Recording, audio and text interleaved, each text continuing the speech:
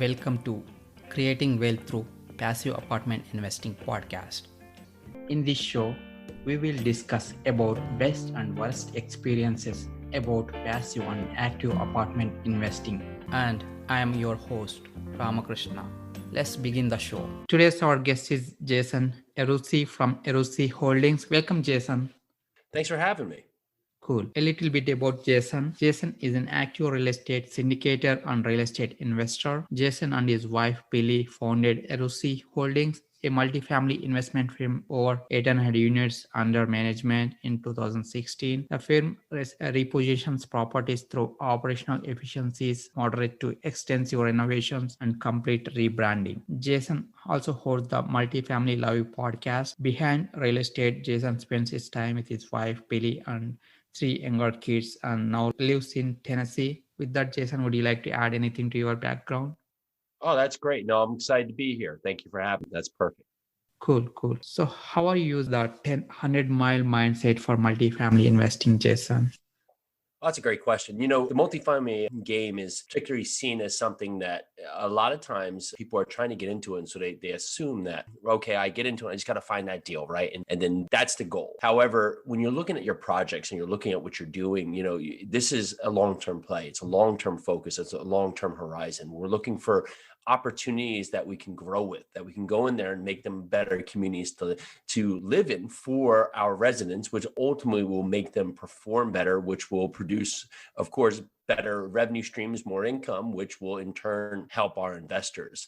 So when we look at a project, to think that the second we get the project that the goal has been achieved is almost contrary to what really is happening, because there is the long-term approach to this, because we're going to really grow to achieve generational wealth that we can pass on to our kids, that they can pass on to others. And we can also do that to help our investors in that same light, to help them reach their goals. And we use the 100-mile mindset, noting that each stage is just one step along the trail, one step along the travel. So for us, our daily practices for getting prepared, our directions for finding properties, for building our brand, for growing our brand awareness, for identifying and underwriting opportunities, to presenting offers, to closing on a property, then really is when the project really starts. That's the repositioning plan. That's where a lot of your time, a lot of your effort, a lot of your energy is going to come in, because you may be having a project now that you will be working to improve, to make better, that could be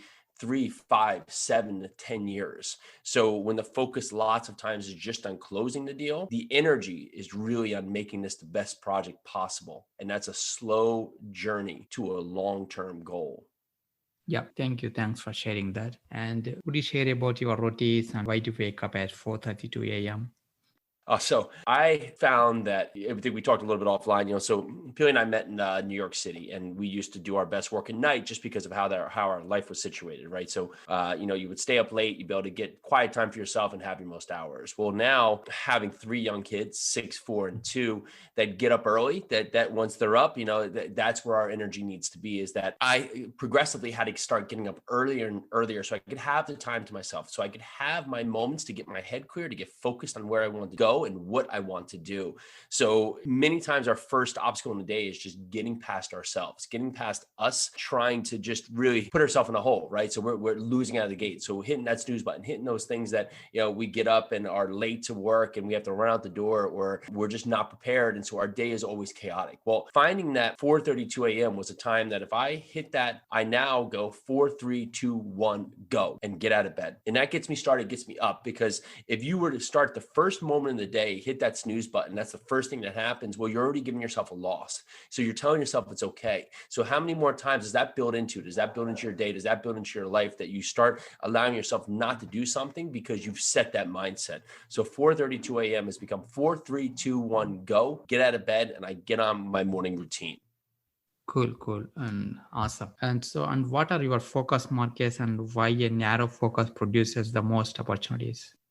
My focus for opportunities, is that the question? Yes.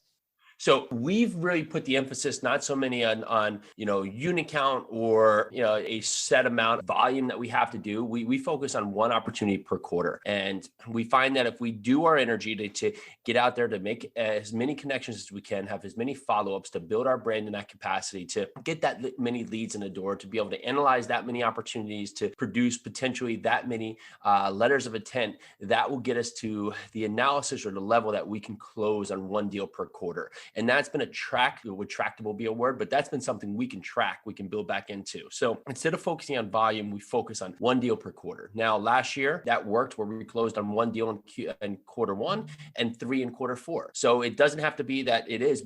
We know that if we put these steps in there, the emphasis will be on us doing the work and not so much on, I have to find 1,000 units, because that's not tractable. That's not something that you could really set your mind to. It's you looking at a number without building it back. It's like the New Year's resolution thing where you have a goal in mind, but the goal doesn't have something that you can build into traction to. And that's why a lot of times they fail. Cool. Yeah. And what markets you're focusing, Jason? So we did move down to Tennessee. We're very bullish on Nashville MSA and also Louisville MSA. So those are 2 core markets. We have 4 investments right now currently in Louisville. We have 1 down here in Nashville MSA. We'll close on another one in about 2 months, also here in Nashville MSA. Awesome. Both are great markets. Yep. And what is your company's process of raising capital, and we even without asking for it? So that's a great question. We found that we want to be opportunity providers. I don't want to ever be in a point where I need someone's money. I want to be able to go in there and talk to our investors and give them the opportunity to understand what we're doing so they can make the best analysis whether or not our projects, our opportunities are right for their investment strategy or their investment portfolio. So even prior to our first deal, we were always out there speaking to investors, talking to investors, letting them know what we were doing. And this was very important because this was the new space for us. So we were giving them time to understand who we were, what we were doing, why we were doing it, and the types of projects we were going after. Because multifamily, it's a brand new space. It's one of these things where when investors come into this, they may have never invested in this before. So if you get this great opportunity, you find this great deal, you get under contract, and then you're going to go trying to explain to investors who you are, why you're doing this, what multifamily is about, how the deals work, how they're structured, and how the returns work. It's just so much information for an investor to take in and to make a rational decision or have the time to. And that leads to a lot of investors, even though it could be a good opportunity for them, to say no, because it's just too much pressure for them to really be able to focus on what you're doing and make a rational decision. So we found by getting in front of them way before we have opportunities to allow them to understand what it is that we do, how we do it, and what we're going to be looking for. And then we would prepare basically a mock deal of the deal we were really targeted to find. And what this allowed us to do is to comfortably understand how much capital we could softly raise. And that would also give us more comfort when we did find that project, because now we already had that in our back pocket, is that we know we have X amount of commitments. We could, potentially raise $1 million when we have this project. On the other side, it also allowed investors to understand what we were doing without the pressure of having to make a decision right now. And when we did find that opportunity, we were able to go back to the investors and say, hey, here is that opportunity. So instead of us hitting them cold at that moment, first time we've ever brought this in front of them, and then they have to make all these decisions, not only were they well informed when we brought it back to them, but we were also able to commit that capital to us very quickly. In less than a week, we would have the deal raised, and still do today, because we've already had these conversations continually going forward. Okay, cool. And so your offerings are finance 6B or C? We've done both. So it's a mix of both. We started with B. We've moved some into the C arena here. And it just really depends on the size of project, because we've continued to grow our stable of investors. And that's allowed us to have a lot of opportunity to just go to our stable group of investors who continue to invest in each opportunity and give them the opportunity, if they have the bandwidth, to invest in it currently. Cool. And would you share a few best practices you're implementing as part of asset management?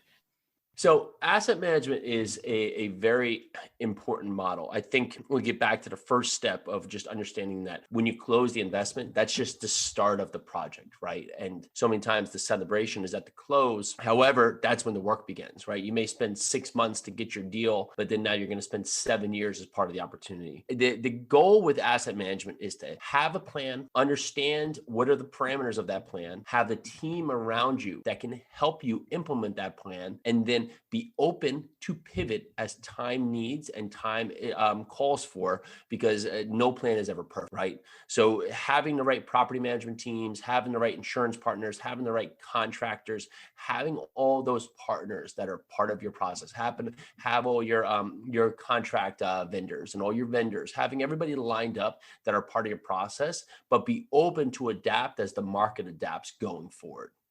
Cool, cool. And thank you. Thanks for sharing that. Would you share any of challenges you experienced in your real estate multifamily journey so far, and how did you overcome them? Yeah, sure. So of course it's a live space, right? You have a building that has, 20 people, 50 people, 100 people, 300 people all living there. Of course, there's going to be things that come up that will not be ideal. Of course, there's going to be things that you will need to adapt across. And what it is that's very important to note is that you have to make sure that you have the good partners on board, right? One of our first buildings we brought, a neighboring building that was not one we owned, had a shootout. Now, this area was not a dangerous area. It was not one warranted this, but it had happened that this building was owned by the city.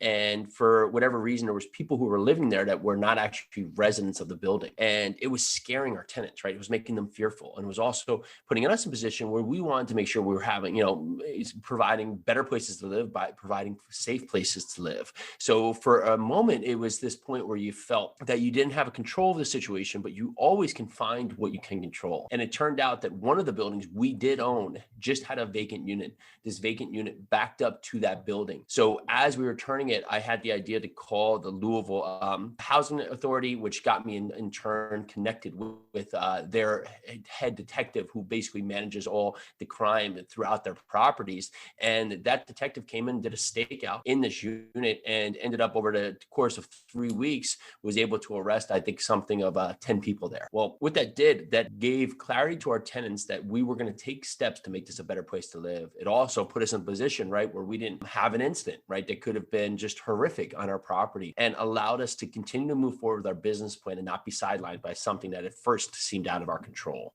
Cool. Which market is that? That was in Louisville. Okay. And so what kind of business plans you're implementing for your deals?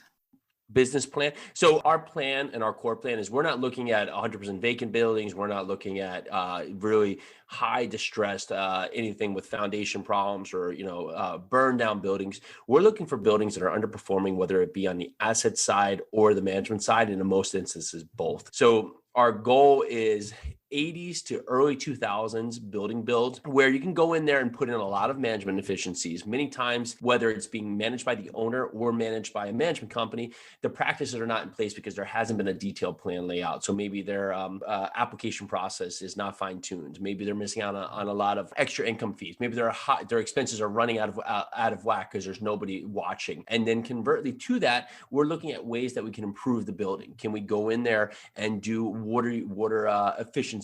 Can we find other ways to cut down the utilities, which is typically your biggest expense? Can we do something with capital expenditures where if we spend $1 up front, it's going to save us $10 over the course of the project? Is there interior upgrades or exterior upgrades or rebranding that can be implemented on the building that can add value, drive more marketing to the building, and of course, bring us closer to market rents? Cool. And thank you. Thanks for sharing that. And would you share any of your best multifamily investing experience so far? Sure. So we'll go back to the one that we had the shooting at. Well, that was the first one we had ever done. And turns out that was a 7-year hold. And within 13 months, we were able to refinance and pull out pretty much the majority of capital and give it back to investors. Our investors stay in our deals, even with return of capital. Well, getting into early year two, the market had made such a transition from when we first brought this, that there was such a path of progress come in. There was buildings that had been previously owned by owners for a couple decades that had sold to people. So there was a lot of capital coming in here. And where our market currently had just really represented only classical upgrades to meet the market demand, the new groups are coming in there and doing premium upgrades, doing things that are outside the box and driving them. And I saw this opportunity to go out there and source really buyers. And we had 7 offers come in at an offer that was actually well exceeding our performance current offer for the 7-year hold. So we were able to sell that property in 2.5 years. Had a tremendous return, almost doubling our expectations for investors in the course of 2.5 years. So it turned out to be a fantastic project. Awesome. So that's great. And so what is your current focus, and share something you're excited about now, Jason?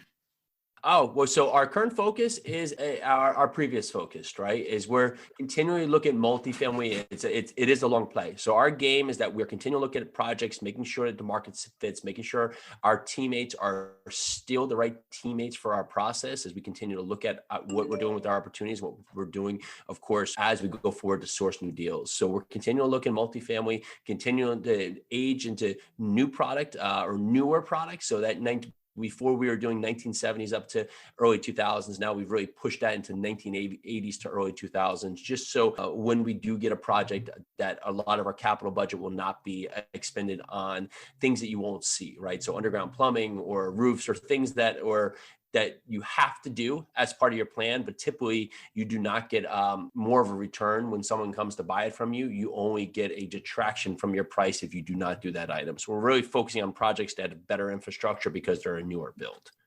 Cool. Yeah. So any one advice that impacted you, Jason? Advice is that you will never get every piece of the puzzle figured out. You have to go and take action, whether it's on your own or as part of a team, to understand better questions so you can get better answers. Many a times we want to do so much research so we can understand the full process, but you find you spend so much energy learning the process. And the second you start, there's so many questions still left unanswered. Is that if your energy starts going, you start putting the energy out there, you start taking action, you'll get the questions that are needed for you to get the result, but you'll also get better at understanding what questions need to be asked and not wasting your time learning on things that either aren't important for the project or worrying about, having the answer when you don't know what the question will be. So taking action, getting out there and getting better at your questioning by taking that first step is almost always more important than spending months trying to figure out every step of the puzzle. Cool. And say any one book that impacted your life and what way? Oh, it's always the last one. So, I mean, man, there's always one that comes to mind is Ryan Holiday. Stillness is the key, right? Many times we're worried about the past, worried about the future, but it's really being present with our moments and understanding how we can control the situation of now. That's ultimately most important, right? What yesterday happened, tomorrow has not, but right now is. And when our energy and focus is spent so much time worrying about the past or trying to predict the future, we miss out on what's actually right in front of us right now. And whether it be, focusing on how we can improve our business, spending our time with our family, using our energy to just be with where we are in the moment. Years go by and we miss all that's happening in front of us because we're worried about what could potentially happen 10 years from now. Yeah, so true. How are you giving back to community, Jason? In a couple of ways. So we're constantly trying to work with people to just answer questions, be in front of them so we can help them along their path. There's a group called Imagine that's dear to my heart that is part of a group that helps people who have had a significant loss in their family and is helping them just understand how to cope with that loss, so that I try and give back through time and donation through that group as well. Cool. And how can listeners can connect with you? Yeah, sure. So thank you again for having me on the show. We have a 3-day event coming up, June 10th, 11th, and 12th, called the Multifamily Live event. It's going to be a live virtual event. So we'd love to see you there. It's again, multifamilyliveevent.com. And you can find Pili and I at yourrusiholdings.com if you'd like to talk to us about what we're doing or potential investments in the future. Is that online event or in person? Online. Yeah. So it'll be an online virtual event. Okay. Cool. Thank you, Jason. Really enjoyed the conversation. Thank you, Rama. It was great to be here. If you like the show, please subscribe, share, rate, and review. And if you want to connect with me, please send me a message, info@ushacapital.com. Thank you for listening. Creating Wealth Through Passive Apartment Investing Podcast. I hope you learned something from the show. See you in the next episode. Thank you. Any information provided from these shows are educational purpose only. As always, please consult with your own CPA, legal and financial advisor before investing.